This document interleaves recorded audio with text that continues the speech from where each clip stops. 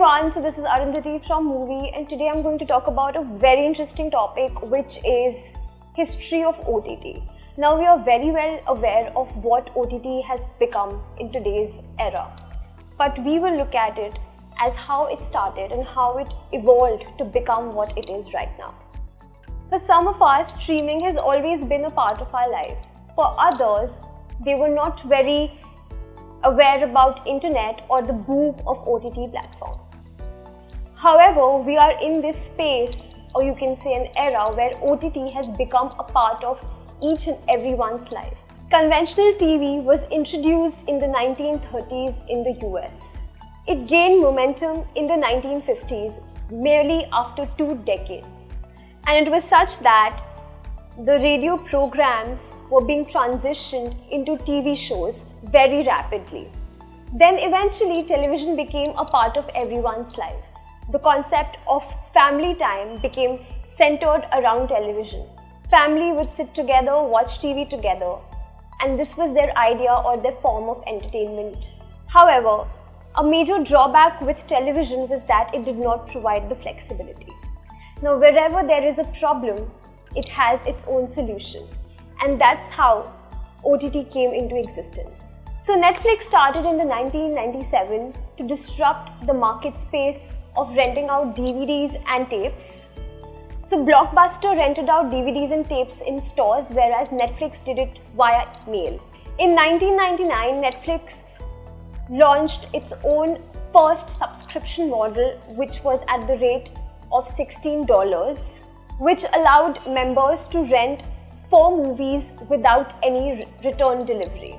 In 2000, Netflix removed their late fees and no return date by launching a new subscription plan, which was around $20. In 2007, Netflix expanded its business by launching their own streaming service. Blockbuster tried several streaming businesses, but it did not really work out for them. Apple launched Apple TV in 2007. It was designed to feed the big screen movie with TV, podcasts, music and photos. Basically everything which was in your Mac. Samsung launched Internet TV in 2008 and rebranded it as Smart TV in 2010. However, Amazon took a very different take on this, and it definitely became a market leader, or let's say a good competitor of Netflix in the OTT platform. So Amazon started with Amazon Unbox in 2006, which evolved to become Amazon On Demand, then Amazon Instant Video, to Amazon Video, and finally Amazon Prime Video in 2018. It took Amazon 12 years to fine-tune their brand offerings and transform their brand. So as you can see, OTT has become a way of life, and everybody is adapting to this new trend, or let's say a trend which is going to last for a very, very long time. It was estimated that the revenue generated from OTT platform was 19 billion Indian rupees in 2020. Yes, you heard that right. 19 billion Indian rupees. And it is expected to grow at an exponential rate and reach 46 billion Indian rupees by the year 2022.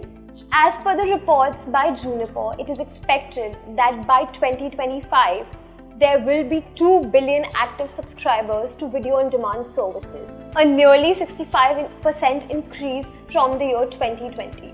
So if you're still wondering whether you should launch your own OTT platform, I think it's high time you should do it right away. And one of the easiest way to do is to sign up with Muvi. We have a 14-day free trial for all of you, which is super easy to just sign up with without any credit card requirement.